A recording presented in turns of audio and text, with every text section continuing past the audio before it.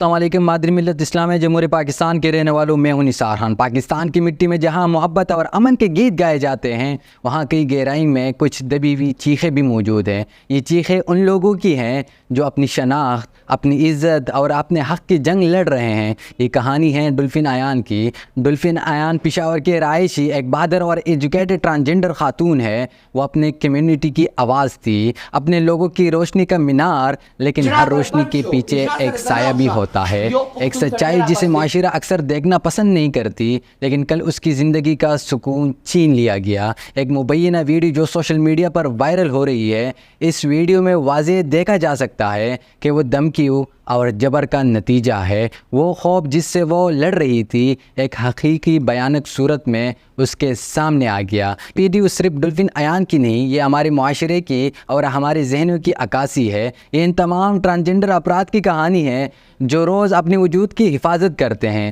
یہ چیخ تھی ان دلوں کی جنہیں سماج نے مجبور کیا ہے کہ وہ خاموش رہے، مگر اس بار عوام نے ان کی آواز سنی ہے اور سوشل میڈیا پر غم و غصے کا طوفان اٹھا ہے۔ لوگ ڈولفن ایان کا ساتھ دے رہے ہیں اور کھڑے ہیں اور انصاف کا مطالبہ کر رہے ہیں۔ ڈولفن ایان اکیلی نہیں ہے، ہر گلی ہر شہر میں ایسی کہانیاں چھپی ہوئی ہیں۔ یہ وقت ہے کہ ہم ان کی عزت، وقار اور تحفظ کو یقینی بنائیں۔ یاد رکھنا ہوگا کہ انسانیت کا سفر تبھی مکمل ہوتا ہے جب ہر انسان کو جینے کا حق حاصل ہو۔ سنگاپور کی حکومت ڈولفن ایان کے مجرموں کو گرفتار کر پائے گی اور قانون کے کٹہرے میں لا کر ان کو سخت سے سخت سزا دے پائے گی۔